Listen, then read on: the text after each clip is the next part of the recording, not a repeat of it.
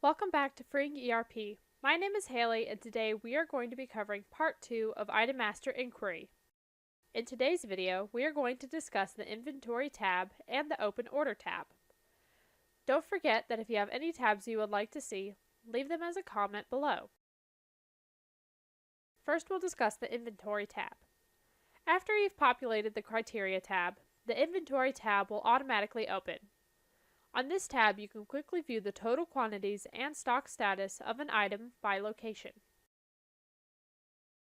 At the very top of the tab, you can find the item ID and item description. Below that and to the left of the screen is where you can view where the item is in stock, whether or not it is consigned, the current quantity available, and whether or not the item is stockable in that location.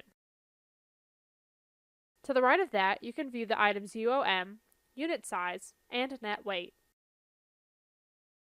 To view more information on the item per location, single-click on the location ID. Below the previous section, you will see 3 more sections. These sections are availability, inflows, and outflows. In the availability section, we have an abundance of information. Any of the fields you can drill down on in this section will open Inventory Drill Down by Item.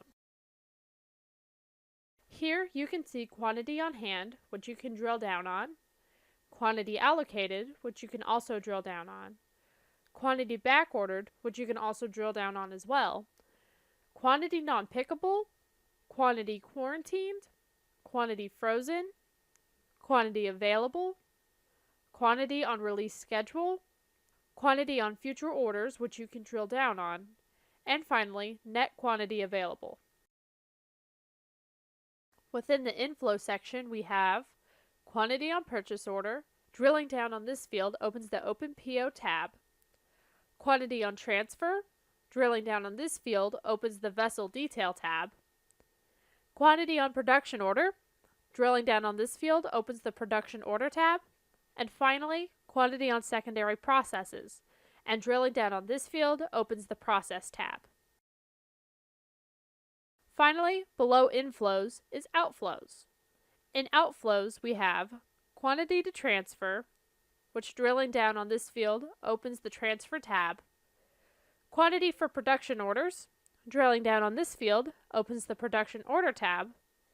Quantity for secondary processes, drilling down on this field opens the Process tab, and also quantity on sales order. Drilling down on this field opens the Open Order tab. Next, we'll cover the Open Order tab. The Open Order tab displays information on all order lines that have not been fulfilled. We have our standard fields at the top, being Item ID and Location ID. Below those fields are the Start Date and Approved fields. The start date defaults to the date you set in the Criteria tab, but you can edit it if you want to. With the Approved field, you can choose between Yes, No, or both. Selecting Yes will show only transactions that have been approved. If you select No, you will only be shown unapproved transactions, and selecting both will show you approved and unapproved transactions. From this tab, you can drill down on the following fields. Order number opens the order in Order Drill Down by Order, and Customer ID opens the customer in Customer Master Inquiry, but only if it is applicable to your P21 user role. You'll see the Schedule Order Releases section to the lower left-hand side of the window. This section deals with any orders using a release schedule that has open lines involving this item. Unshipped pick tickets shows information on orders that have been processed and that have generated pick tickets, but have yet to be picked and shipped. That concludes today's video on Item Master Inquiry. Thanks for watching. If you have any questions or concerns, please be sure to leave us a comment below. Have a specific tab you'd like us to cover? Let us know. Also, be sure to like and subscribe. It helps out our channel and lets us know what types of videos you like to see.